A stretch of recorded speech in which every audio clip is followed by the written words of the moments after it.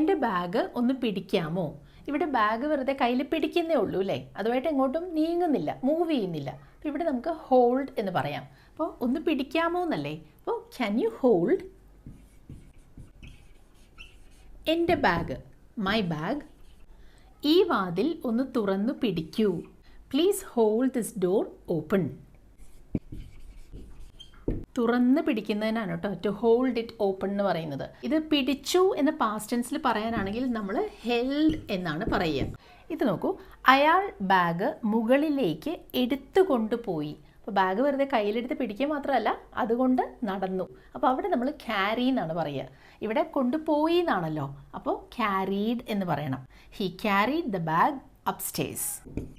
അപ്പോൾ അവൾ കുട്ടിയെ കയ്യിലെടുത്തു എന്ന് എങ്ങനെ ഇംഗ്ലീഷിൽ പറയും? ഷീ ക്യാരീഡ് ദ ബേബി എന്നാണോ അതോ ഷീ ഹെൽഡ് ദ ബേബി എന്നാണോ? കമൻറ്റ് ചെയ്യൂ.